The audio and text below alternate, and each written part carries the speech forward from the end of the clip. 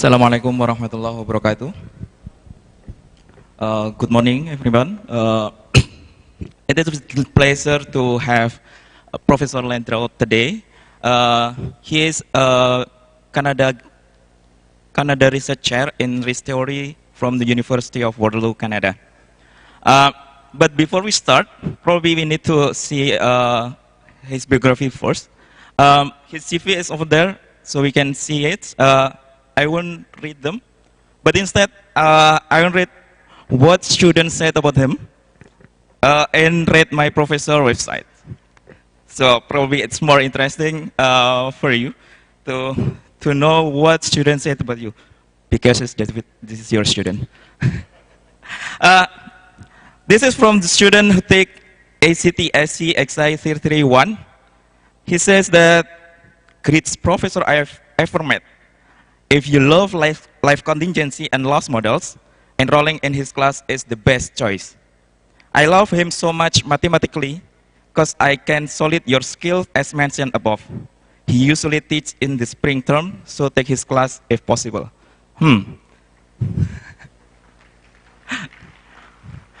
Love him mathematically. Please welcome Professor David Landriault.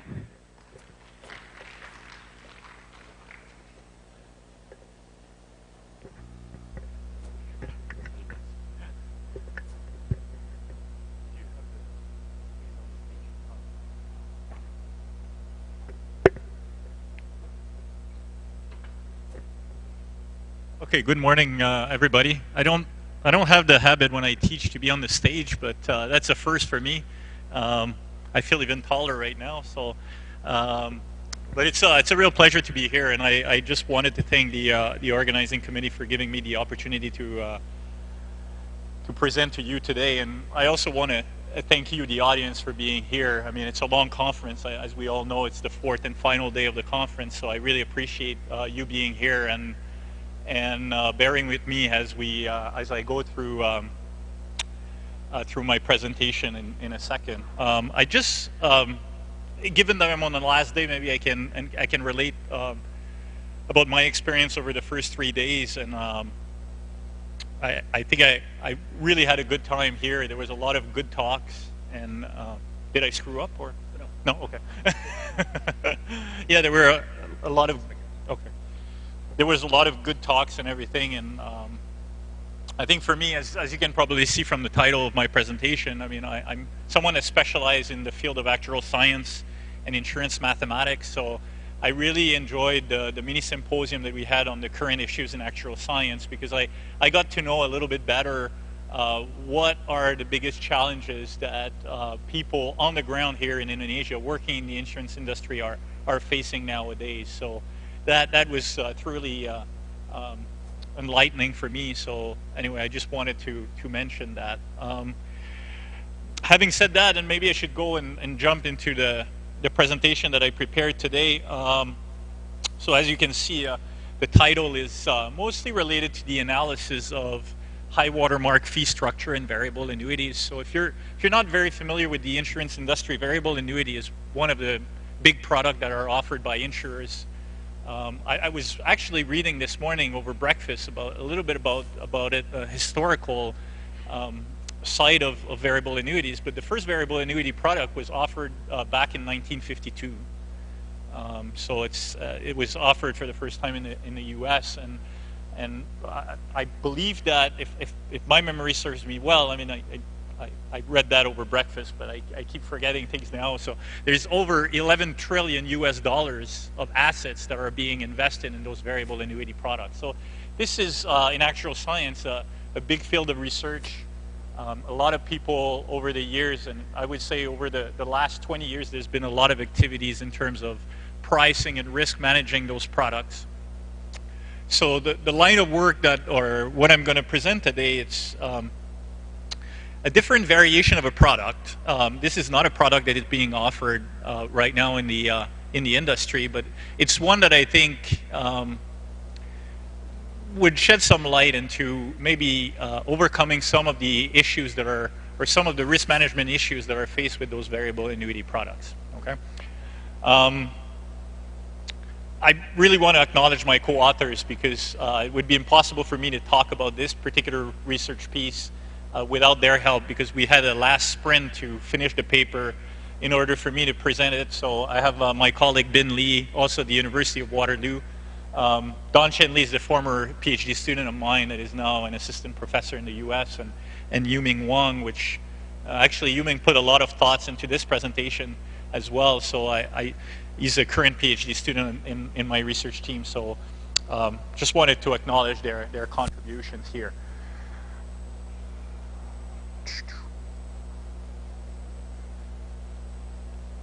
Okay, so that's the outline. I don't necessarily think that I'm going to go through everything, but given the broad range of backgrounds that we do have in the audience, I thought it would be good to spend quite a bit of time in one, talking about the background and the motivations of the problem, try to set up the table to jump into the problem formulation and exactly what we're going to be tackling in this presentation. I'm going to skip quite fast over the methodology because what I'd like to do, I mean, this methodology for those kind of problems is quite standard, I would say. But there are particular features that I'm going to talk about. We ran into some issues when we were trying to apply the standard methodology to tackle the problem that we have here. So I probably just want to highlight that and then move on. And then I'll do the surrender analysis, which is a key risk that is contained in those variable annuity products. So I'm going to talk about that. I'm going to do utility maximization in 4. I'm going to skip the irrational mean variance policyholder. This is just a 2-slide anyway segment in my presentation, and then I'm going to conclude with some concluding remarks. Okay. So variable annuities. I mean, how I like to tell my student what is a variable annuity in general is just a deferred annuity. But it's a deferred annuity that the premiums that are going to be paid and the benefits that are going to be paid later on are going to be invested into the stock market, okay, or some financial instruments for which the return is not known for sure. Okay, so this is why here I highlighted it's an equally linked insurance product. For which the payoff that relates to this insurance product is unknown. It depends on the performance of some indexes. So for example, I could be a customer buying a variable annuity. I intend to retire it in 20 years. So what I'm going to put aside is I'm going to put aside some amount of money. I'm going to choose in which investment vehicle I want to invest these premiums or these payments that I made.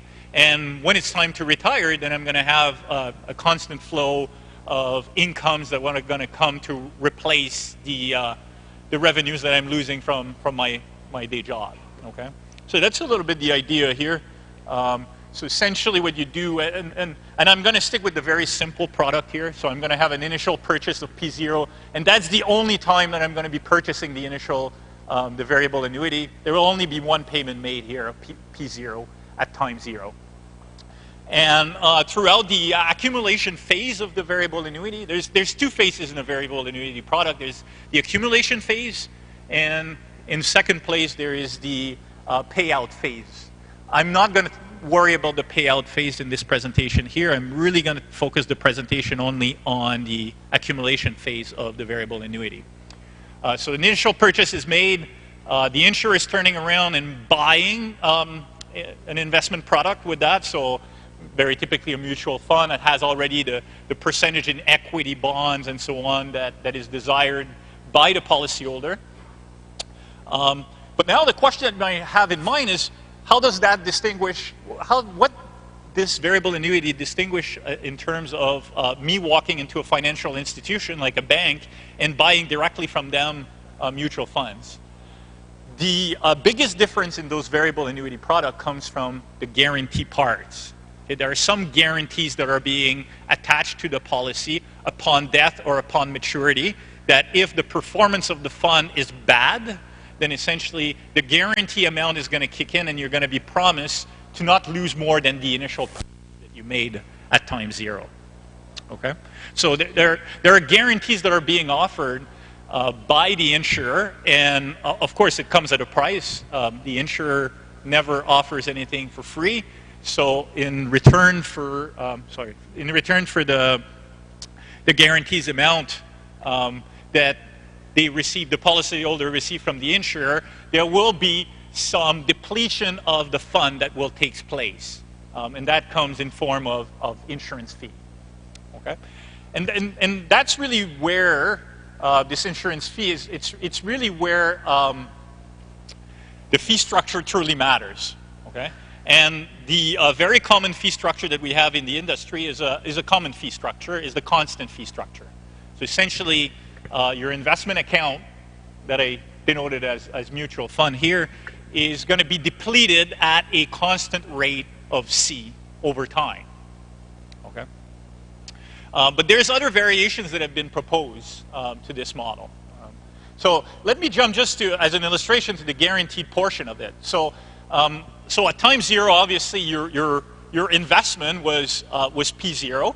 And typically, the guaranteed amount is matching the investment that was originally made. So you're starting with a situation where the investment account is of the exact same value as the guaranteed amount that is promised by the insurer. Okay? But what happened over time is there could be some market decline. There could be fluctuation in the market. Okay? The equity market can go up. The equity market can go down. The equity market goes up, perfect. There's no worries. The guarantee is not going to kick in. Your investment account is going to be of a larger value than the guaranteed amount, so you're fine. Okay? But what happened when there's market decline is exactly the opposite situation. Because now you're in the situation where your guaranteed amount or your investment account is less than the guaranteed amount. So whatever is the difference is going to have to be paid by the insurance company. Okay? So you have to plan accordingly. It's kind of a risk management problem here, that they have to set aside enough so that upon death or upon maturity of the policyholder, then essentially the success will have to be paid to the policyholder. Okay? So there's a lot of risks that are related to those products. I'm not going to allude to all the risks that are involved here. I listed a few at the bottom here: financial mortality, surrender risk. We're going to come back to this idea of surrender risk in a second. Anyway. So as I said, because of those guarantees that are embedded into these variable annuity products, there is a fee that needs to be paid in order to finance the guarantees that are being offered by the insurance company. Okay, the most typical fee structure, and that's the one that most products currently have on the market, is a constant fee structure. So essentially, the fund gets depleted, as I said earlier, at a constant rate of C over time. Okay, what is the problem with the constant fee is, well, let me go back one slide and go to this here. So as I said, the constant fee is a fixed percentage of the account, the investment account value. Okay, so when your guarantee is in the money here, okay, so in other words, the guaranteed amount is larger than the investment account. So in terminology that we currently use in industry, we say that the guarantee is in the money. So when the guarantee is in the money, so the guarantee as a strictly positive and substantial value, what happened is the revenue that you get from the investment account is typically low because it's a fixed percentage of the account value, and the account value here is at a low amount. On the flip side, so your liability here is substantial, but your revenues are low. When the investment account is large, then the exact opposite happened here. The liability will be negligible because, once again, the account value is going to exceed the guarantee. So the guarantee is not going to kick in, so it's going to be out of the money. So the value of the guarantee is very small. And the revenue that you get, so the liability is low, but the revenue that you get, the asset that you get to match with the liability, is extremely large because the investment account is large. So there's a mismatch between the asset and liability side of your problem here.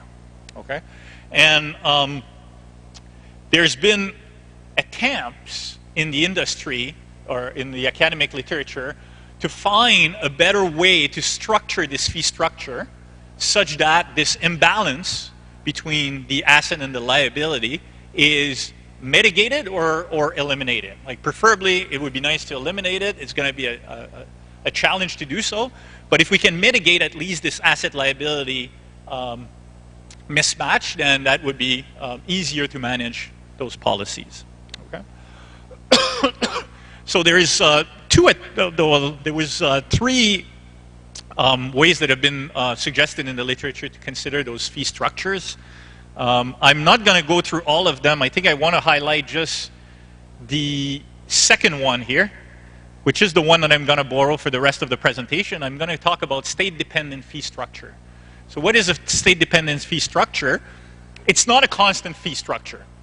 So instead of constantly depleting the fund, what I'm going to assume is, I'm going to assume a threshold level.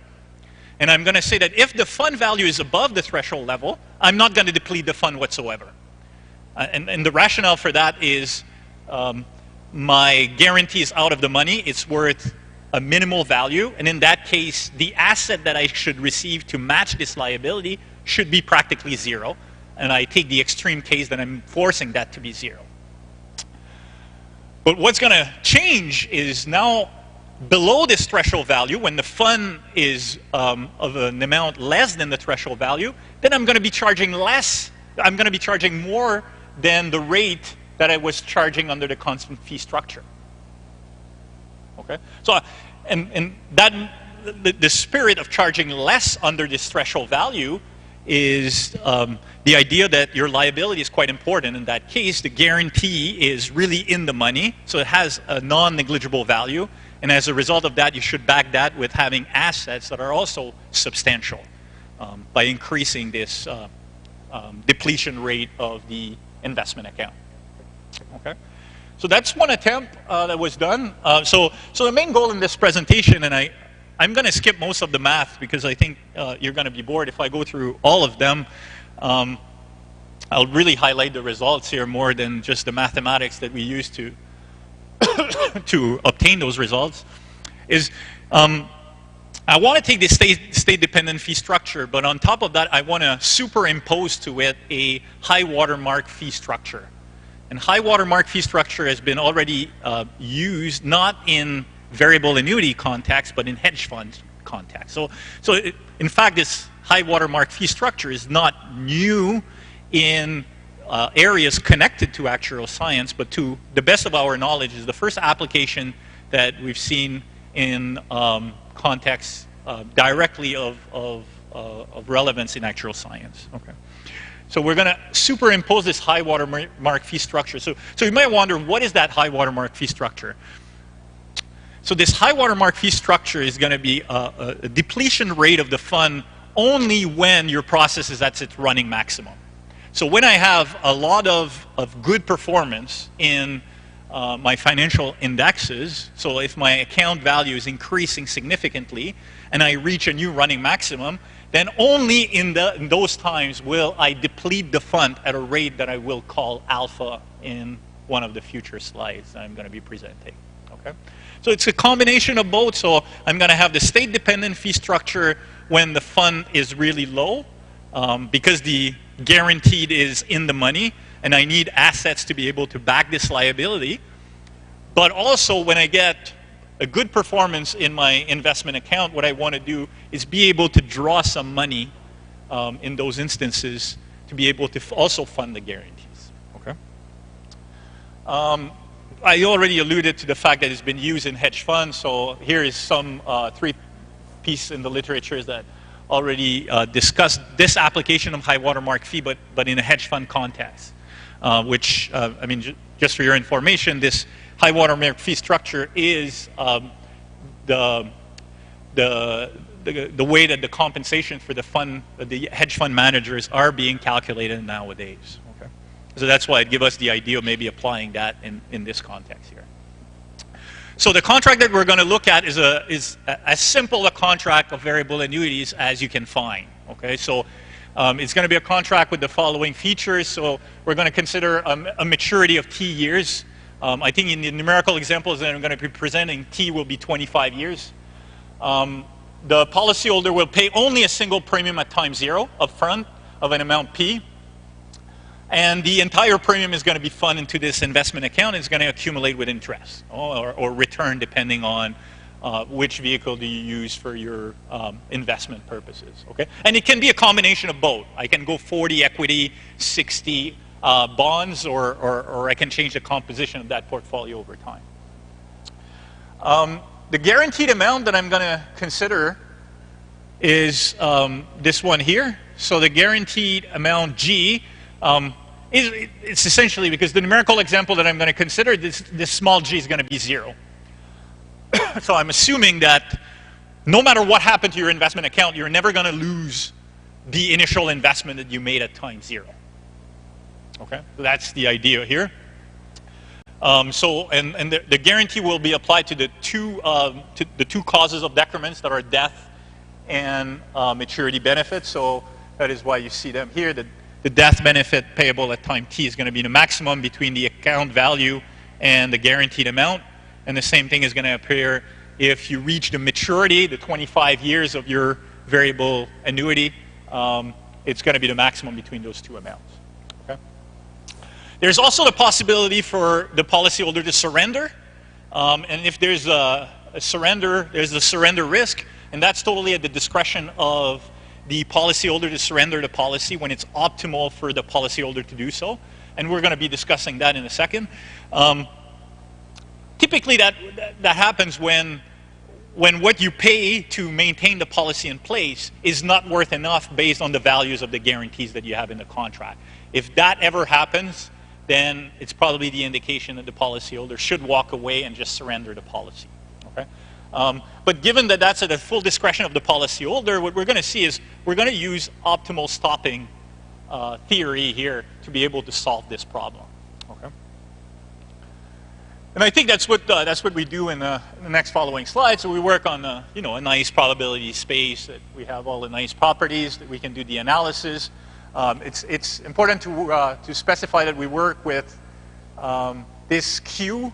Right here is the Q equivalent martingale measure. So I mean, as in finance, most of the time you do your valuation under the risk neutral measure. So that's exactly what happened here, and that's why you see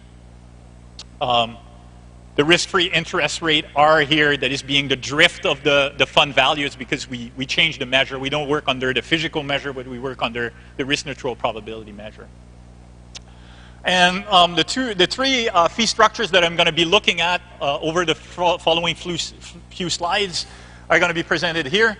So you can see the constant fee structure is one such that the depletion rate of your fund is C1 constantly. So you see that the risk-free rate of interest R is being net of this depletion rate of C1 of the fund value. The state-dependent fee is the one that I alluded earlier. So you got the threshold theta 1. Under theta 1, I deplete the fund at rate C2. Above theta 1, I don't deplete the fund whatsoever. So my C2 is equal to 0. And the one that we're truly going to be interested is looking at the high watermark fee structure, which is, again, a high watermark fee component added to the state-dependent fee structure. Okay? And you can see that the depletion rate of the fund here is alpha, so you get that depletion rate only when the process is at its running maximum. Okay? So that's the illustration. So constant fee you pay everywhere, C1. The high watermark fee mechanism that we assume only C2 when the fund value is low, 0 in the middle, and then when the fund reaches new running maximum, then essentially I deplete the fund at rate alpha.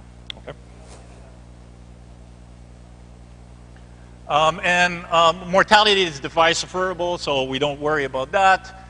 So essentially, this is the idea here, because it's an optimal stopping problem. Based on the fact that the policyholder can decide to surrender at whatever time is convenient for the policyholder. Okay, so essentially, the policyholder, if he acts as a rational policyholder, will try to maximize this stopping time. So that's why we use the theory of optimal stopping framework. We're trying to maximize this value function V here. So that's the idea. So we're going to have to try to calculate that. That's the biggest problem here, is being able to find a way to calculate this pricing function that we call here V. Okay. And then we're going to be able to define for different values of the running maximum and the drawdown, we're going to be able to define region that it's optimal for the policyholder to continue holding on to the policy and continue paying the fees according to the terms of the policy, and other region in which it will be better to just completely surrender the policy. Okay, so withdraw the policy. Okay. So we use dynamic programming. So essentially, the big problem is trying to find a solution to V. Okay, and we use dynamic programming to do so. So I mean, we use a mesh. The mesh is small, and then we try to solve in terms of the different parameters of the pricing function. Which, if I go back to the pricing function, the different arguments that I have are argument T, F, and M. So those are the three arguments of my function.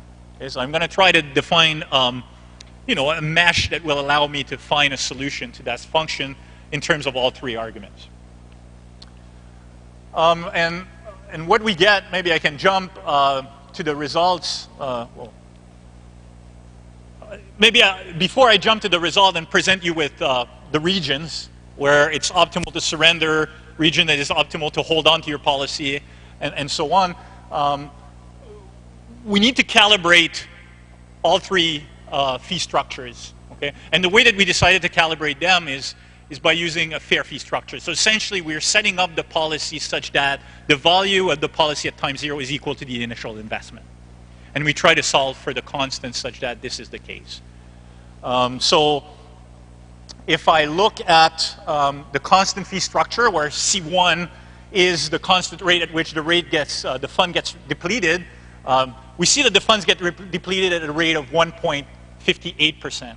Okay, but if you go to the high watermark fee structure where alpha is 0, so we're in a state-dependent fee structure, what we see is, of course, the rate C2 is larger because I don't pay that rate at all time. I only pay that rate when the account value is below a threshold. Okay, so because I don't pay at all time, then it's natural that the C2 should be larger than C1, at least when alpha is 0. Okay? And then when we start throwing the high watermark fee structure into the problem, what we see is, of course, the rate C2 is decreasing, okay, because we get revenues from other sources. So as a result of that, we can lower the C2 rate that we're charging under the fair fee structure mechanism. Okay? So here is the region. So the blue region are the region where you will hold on to your policy, you will not surrender. And the region in yellow is where you're going to surrender. Okay? And what you can see, I mean, for 1 and 2, this is the constant fee and the state-dependent fee structure. So this is already known. There's nothing new here. So what we see from the other 4 figures that are the 1 at the top right and the 3 at the bottom is when we impose this high watermark fee structure, what we realize is that it becomes optimal to surrender the policy when the relative drawdown level, which is the value Z that I get in my problem, is close to 1. So I'm close to my running maximum, and because I'm forced to pay a high watermark fee when I'm close to, or when I reach my running maximum, then essentially I just distort this region where it's optimal to surrender the policy. Okay? But I think, and I get about 2 minutes left to conclude my presentation, so I think the true benefits is really when we, for all 6 policies that I've been looking at, which are all associated to, you know, regions that I just talked about, those are equally good for the insurance company to provide this contract. They would be all as satisfied to provide the contract as anyone among the 6 here.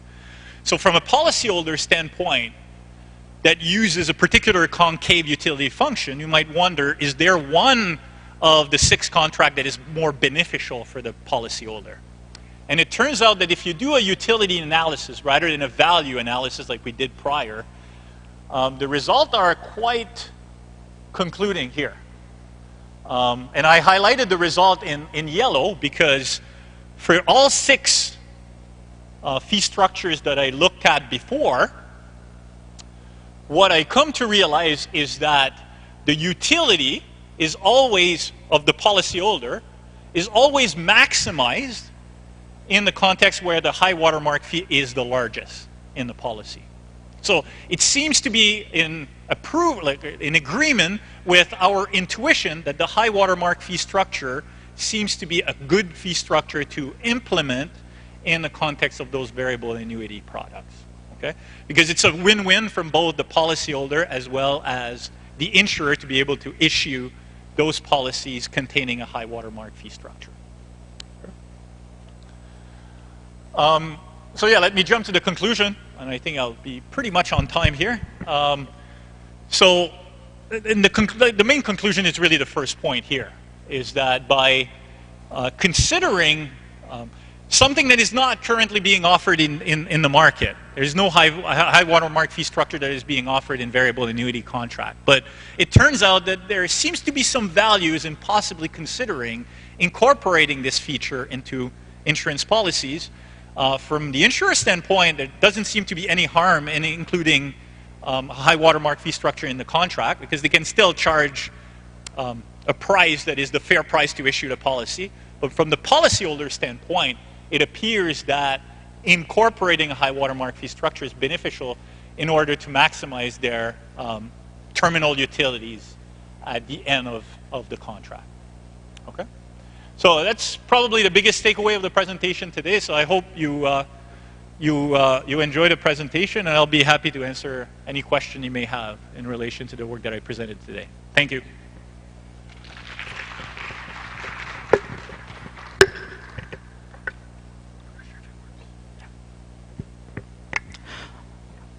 Thank you very much for Professor Landriault for the very nice presentation about fee structure in variable annuities.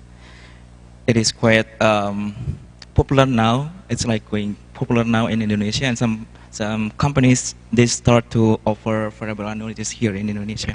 So probably it's also our problem as well, because sometimes we don't know how much company costs us. I mean, how much they charge us, and then after we buying the products and they charge a lot, and then we just leave. Okay. Next, we will have a Q&A, question and answer. If there are any question from the floor.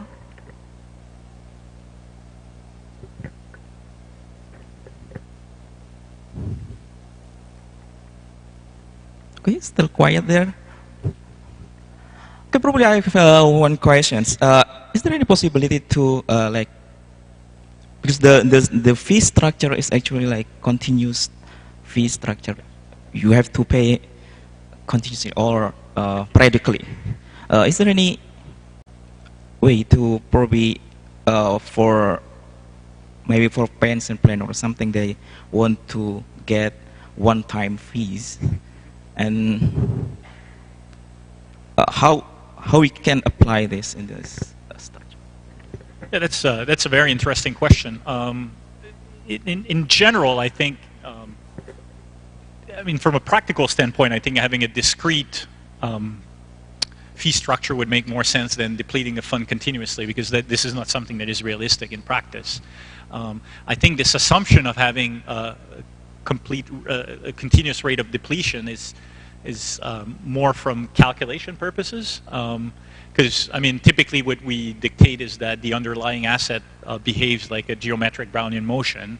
And as a result of that, having a fee structure that would have discrete payments will be quite, it wouldn't be that natural to incorporate that into the dynamic of a fund that is, that follows a geometric Brownian motion. So I think it's more in terms of finding explicit or semi-explicit solutions to those problems. It makes a lot more sense to assume continuous assumptions here. Yeah. Thanks. And one more question about the utility function. Is it utility functions independent, or it depends on the utility function of the, is the utility function for policyholder or insurer? Just for the, yeah. So the utility function here is really specific to the investor. So essentially, you would have to find out what is, the utility of having a certain amount of wealth, a terminal wealth at the end of this variable annuity contract. So that's it's the utility function here is quite independent from all the process, but you just evaluate the utility function at the terminal value of your variable annuity payoff, essentially. Yes, yeah, that's for the policyholder. And of course, you use a concave function because, I mean, that's kind of the common assumption that $1 that you earn when you don't have a lot of money is worth probably a lot more than $1 that you earn when you're rich. So, but, I mean, of course, it's debatable assumption as well. One more chance, probably for, is there any question from the floor? If no, we can end this session. Thank you very much, Professor Landriault, for your presentation today. Thank you. Okay, thank you very much to our moderator, Dr. Danang Teguh Koyimi, for driving the interesting discussion between the honorable speaker and the participants. To Professor Dr. David Landriault and Dr. Danang Teguh Koyimi, please stay on the stage. Now I would like to invite Professor Sri Haryatmi as the head of the Laboratory of Statistics, Department of Mathematics, Universitas Gadjah Mada, to come to the stage and pass on the souvenir and the certificate to our honorable speaker and the moderator.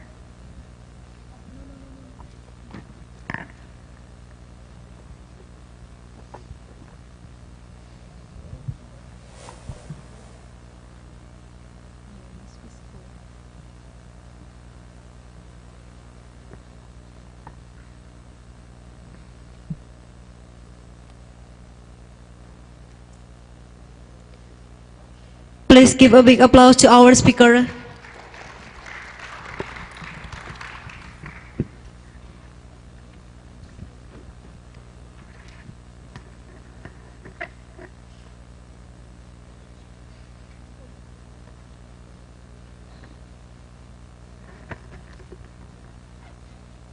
And now applause to the moderator.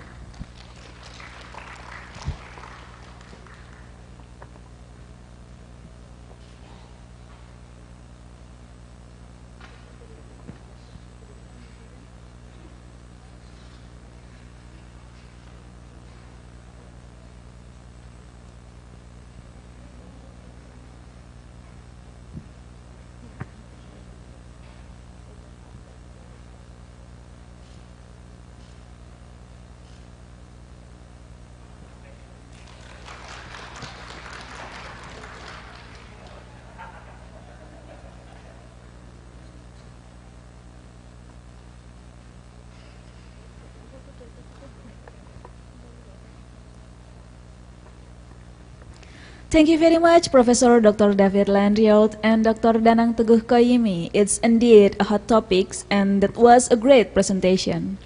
Ladies and gentlemen, we would like to invite all participants to have a break for some refreshment. You may have your coffee and snack we've specially prepared for you and bring them to this hall because we will commence our next session in 10 minutes from now at 9:55 a.m. Thank you.